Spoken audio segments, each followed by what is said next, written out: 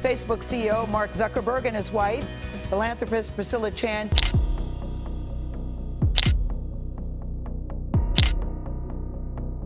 Facebook founder Mark Zuckerberg and his wife Priscilla Chan made headlines last year. Mark Zuckerberg's wife just exposed the cracks in their perfect marriage, and it's not what anyone expected. From bizarre gifts to obsession with a virtual world, their 21-year union is being tested like never before. Priscilla Chan, once his silent supporter, is finally speaking up about life with the tech mogul. Lavish statues and metaverse dreams aren't fixing what's broken. Let us dive into the shocking details that reveal a marriage on the brink. Cracks in a tech billionaire's marriage. Tech billionaires seem to have a trend of messy marriages these days, and the social media magnate might just be the next headline. Despite 21 years of being together, cracks are starting to show, and Priscilla is not holding back. Sure, their social media accounts are a highlight reel of anniversary celebrations, adorable kids, and mind-blowing gifts. But, as the saying goes, you cannot judge a book by its cover. Behind closed doors, the empire they built together is teetering on the edge of chaos, and the next move could redefine everything. Just last year, the tech mogul went all out for their dating anniversary. In a post that screamed, "Look how romantic I am," he shared a nostalgic nod to the early days of their relationship. He recreated the vibe of the Harvard party where they first met, complete with a musical cover of Lil Jon's Get Low. Yes, the hoodie-clad coder teamed up with T-Pain for an acoustic rendition of a crunk anthem. Romantic? Sure. Cringe? Also sure. Fans gushed over the throwback, but critics raised an eyebrow.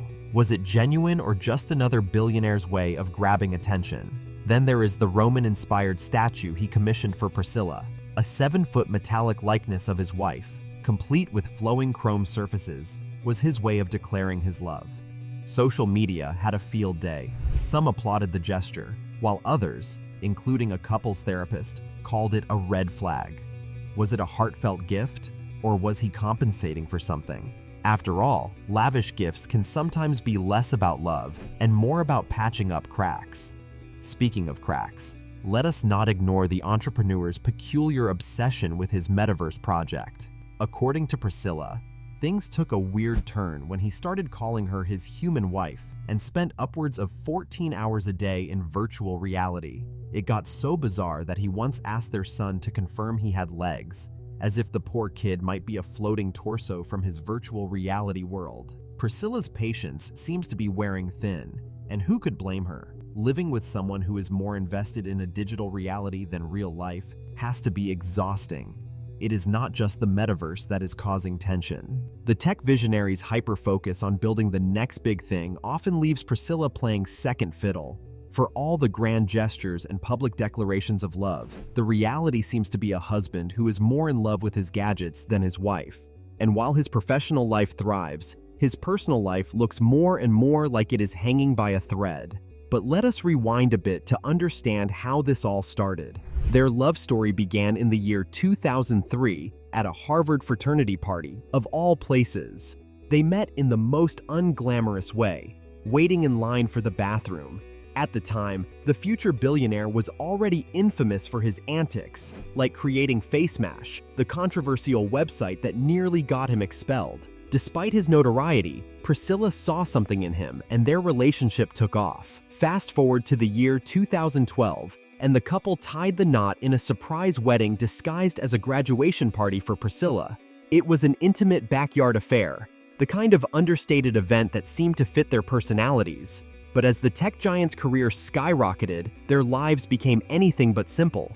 Priscilla has been a rock through it all, supporting her husband during the stressful times, like when he turned down a $1 billion buyout offer from Yahoo. She even set ground rules for their relationship early on, insisting on one date night a week and at least 100 minutes of uninterrupted time together. But with his ever-growing empire and his deep dive into the metaverse, it is clear those rules have been tough to stick to. The couple's life together has always been a blend of the extraordinary and the ordinary. They have traveled the world, donated billions to charitable causes, and built a family. They have 3 daughters, Max, August, and Aurelia, and their parenting journey has been filled with both joy and heartache. Priscilla's openness about their struggles with miscarriages has resonated with many, showing a vulnerable side to their seemingly perfect life. Despite their shared achievements, like founding the Zuckerberg Initiative and pledging to donate 99% of their Facebook shares to philanthropy, their marriage is still subject to the same pressures as anyone else's, maybe even more so, given the microscope they live under. The metaverse obsession seems to be the latest and perhaps most significant strain on their relationship. What started as a bold vision for the future of the internet has turned into a costly and controversial project. Meta, the company formerly known as Facebook, has sunk billions into this endeavor, with little to show for it. Critics have called the metaverse clunky, outdated, and far from the revolutionary platform it was promised to be. While the tech leader insists the metaverse is the future, the reality is that it has been a massive drain on resources and has left investors and analysts skeptical. Meanwhile, Priscilla is left to deal with the fallout of her husband's all-consuming passion for a digital dream that is struggling to take off. As the metaverse continues to falter, questions about its impact on their marriage loom large. Can their relationship survive the weight of his ambitions and the constant scrutiny? Or will they become another cautionary tale of a tech billionaire whose personal life could not keep up with his professional success? It is important to note that Priscilla has always been more than just the spouse of a tech leader. She is a pediatrician, a philanthropist, and a force to be reckoned with in her own right. The couple's Zuckerberg Initiative has made significant contributions to education, science, and social justice. But even with these accomplishments, the strain on their marriage is hard to ignore. The tech entrepreneur's focus on his metaverse vision has been nothing short of obsessive. He has poured billions into the project, rebranded his entire company, and spent countless hours in virtual reality. Yet the results have been underwhelming. The graphics are outdated, user engagement is low, and the promise of a seamless, immersive digital world remains unfulfilled. Critics have compared the metaverse to early 2000s video games, and even the most loyal fans are losing patience. Priscilla, meanwhile, has had to navigate the challenges of being married to one of the most high-profile tech leaders in the world. She has managed to maintain her own identity and career while supporting his ambitions. But as his focus shifts further into the virtual world, it is clear that their relationship is being tested like never before. To understand Mark and Priscilla's story, we need to go back to where it all began: how Zuckerberg redefined connection. Mark Zuckerberg's story isn't your typical tech fairy tale. Born on May 14, 1984, in White Plains, New York, he had that classic tech prodigy vibe from the start. Growing up in a pretty privileged family in Dobbs Ferry, New York, the young innovator was the only boy among 4 siblings. His dad, Edward, was a dentist, and his mom, Karen, worked as a psychiatrist.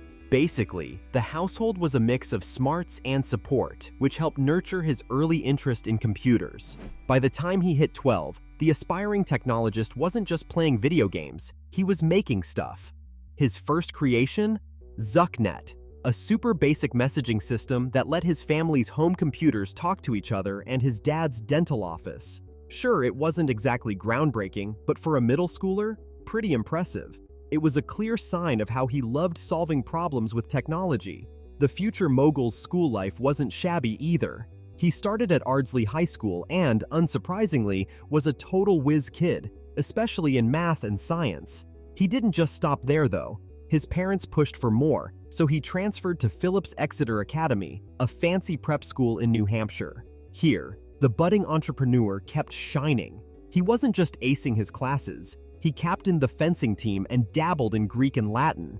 It's like he couldn't stop being good at everything.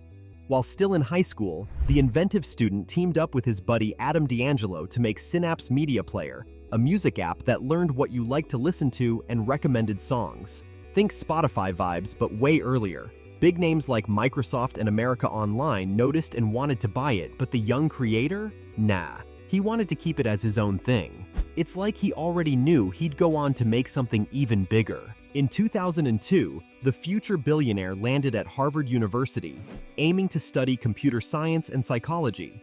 Harvard is where things got spicy. During his second year, he cooked up Course Match, a program that helped students pick their classes based on what others were taking. It was helpful, sure, but it wasn't the main event. Then came Face Mash in 2003, a site that let students rank each other's photos. It was controversial and got shut down pretty quickly, but it was also a sneak peek into the social networking giant he'd later build. FaceMash might have gotten him in hot water, but it also proved he had a knack for creating stuff people couldn't stop talking about or using. By February 2004, the tech visionary had moved on to something bigger. The Facebook. It started as an online directory just for Harvard students, but it did not take long for the idea to explode. Within months, it was at other Ivy League schools and then colleges across the country. The inventor saw the potential and, in classic disruptor style, dropped out of Harvard to focus on Facebook full-time. He moved to Palo Alto, California, to set up shop and never looked back. Facebook quickly went from a college-only site to a global phenomenon. Under the innovator's leadership, it became a platform connecting billions of people worldwide. The secret sauce? His mix of technical genius and understanding of what makes people tick. It is not just about coding, it is about psychology too. But the entrepreneur's story is not just about building Facebook. He has also made some big moves in philanthropy. In 2010, he and his wife, Priscilla Chan, started Startup Education, an organization focused on improving education for underserved communities. They pledged a boatload of money to help reform schools and support personalized learning, showing they believed tech could be a game changer for education.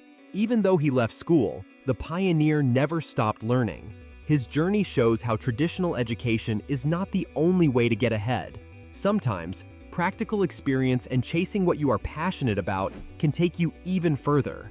And with his philanthropy, he is proving that success does not stop at building a billion-dollar company. It is also about giving back and trying to make the world a better place. But the ascent to fame and success is not without its darker sides. Facebook's explosive growth came with big questions about privacy, data usage, and ethics. As the platform grew, it started drawing attention not just from users, but from governments and regulators. The way Facebook handled user data, especially during the Cambridge Analytica scandal, brought massive criticism. People began asking tough questions about whether connecting the world came at too high a price. Despite the challenges, the innovator has remained focused on his goals. In 2017, Facebook set an ambitious mission to bring the world closer together. The company doubled down on creating groups and communities within the platform, aiming to foster meaningful interactions. In the year 2025, Facebook's new AI tricks aim to keep users hooked. They've introduced these made-up characters with fake bios and photos that are eerily realistic. These bots produce content, make jokes, or simply start discussions to grab your attention. It's like having an endless stream of virtual influencers. While some think this is cool, others are concerned about how easy it will be to fake reality and spread fake news. Is it clever or disturbing? That's the debate. People love videos, and Facebook understands that. They've revamped their video player to automatically go full screen. Whether you're on your phone, tablet, or laptop, the experience is smoother than ever. Plus, they've added new editing tools for short clips. These updates make it easier for creators to produce snappy, engaging content. It's clear that they're aiming to compete with other platforms that thrive on quick, entertaining videos, but with their own twist. Let's not ignore the fact that Facebook's money-making machine runs on ads. With more than 2 billion eyeballs to target, companies are pouring money in. Experts predict their ad revenue will top $150 billion this year. They have artificial intelligence powering smarter ads that seem tailor-made for you. For brands, it's like fishing in a pond where all the fish want your bait. But for users, it's a mix of convenience and intrusion. The personalized approach may make ads useful, but it also makes users wonder how much of their data is actually private. It's not all smooth sailing at Facebook. The US government, through the Federal Trade Commission, is accusing Meta platforms of being a monopoly. They're not thrilled with the way Meta took over Instagram and WhatsApp, saying it's stifling competition. A major court battle is scheduled for April 2025, and the results could shake things up for Meta. If things go wrong, we could see Facebook break up into smaller pieces. It's a situation that seems dramatic and uncertain. Augmented reality and virtual reality are Meta's shiny new toys, and they're betting big on them. As of mid-January, they're ditching third-party AR filters and focusing on creating their own effects. It's part of their strategy to keep things in-house and under control. Love it or hate it, Meta is attempting to stay ahead in the technology game, proving that it's not just about likes and shares anymore. Analysts seem pretty optimistic about Meta's future. Its stock prices are rising, thanks to AI upgrades, new products, and an advertising system that's printing money. But let's not ignore the elephant in the room. AI is expensive, and those lawsuits could empty your wallet. It's a balance between growth and risk, and Meta is walking a tightrope. Facebook knows it needs younger audiences to stick around. They've added features like better privacy settings and fun, interactive tools like short video clips. AI personalization means your feed looks like it knows you, maybe a little too well. The goal is to make sure young adults don't jump on the latest app with flashy features. Whether it's privacy or personalization, they're doing everything they can to stay relevant. Mark's journey goes beyond Facebook, reaching into Hollywood and beyond. From The Simpsons to South Park, Zuckerberg has managed to sneak into our TV screens more times than you might expect, either as himself or as a character played by someone else. These appearances have ranged from him awkwardly attempting humor on comedy shows to being the central focus of documentaries and movies. Some of it is fascinating, other parts a bit cringy. Back in 2010, the tech entrepreneur popped up on The Simpsons in an episode called Lona Lisa. He played himself and offered some half-baked advice to Nelson Muntz about ditching school to follow his dreams, name-dropping himself, Bill Gates, and Richard Branson as examples of how you don't need a degree to be successful. It was classic him, trying to be inspirational but coming off a little like, "Look at me, I'm so great." Then there was his turn on Saturday Night Live in 2011. He shared the stage with Jesse Eisenberg, the actor who portrayed him in The Social Network, and Andy Samberg, who delivered a goofy impersonation. It was meant to be funny, but honestly, it felt like the tech mogul was the kid who gets invited to the party but doesn't really know why he's there. It was awkward, especially when the jokes about the movie's accuracy came up. Speaking of accuracy, he has been a hot topic in documentaries too. The Social Network from 2010 is probably the most famous. It's a dramatized version of how Facebook started, full of backstabbing and lawsuits. While the movie earned rave reviews, the billionaire wasn't a fan. He's called it exaggerated. But hey, when you're a tech giant, people are going to take creative liberties. A less flashy but equally telling appearance came in Terms and Conditions May Apply, a documentary from 2013. Here, the social media pioneer appears only in archival footage, but the film's focus on how companies like Facebook track user data doesn't paint him in the best light. More recently, there's The Billionaires Who Made Our World from 2023. This series profiles tech moguls and doesn't shy away from pointing out how their creations have shaped and maybe messed up modern society. Naturally, he gets dissected alongside the rest of them. For those who prefer straightforward interviews, there's plenty of that too. He's been on 60 Minutes, Good Morning America, and Today to talk about Facebook's meteoric rise and his vision for the future. These interviews often show him attempting to be relatable while dodging tough questions about Facebook's darker side, like privacy scandals and misinformation. On shows like Axios on HBO and Bloomberg Technology, the conversations dive deeper into issues like data privacy and what's next for tech. Sometimes he sounds insightful, other times it's just a lot of corporate buzzwords. But it's not all serious business. The social media founder has been mocked and parodied extensively. Take South Park, for example. In the episode Franchise Prequel, they go all in on his peculiar mannerisms and the way Facebook has altered how people communicate. It's biting, it's funny, and let's be real, it's probably more accurate than any of his interviews. All these appearances paint a mixed picture. On the one hand, he's a tech genius who's changed the world. On the other, he's a guy who can't seem to shake the image of being just a little out of touch. His TV moments highlight his awkwardness, his ambition, and the controversies that always seem to follow. So here's a question. Does social media bring us closer or does it push us apart? Share your thoughts in the comments. Don't forget to like, share, and subscribe.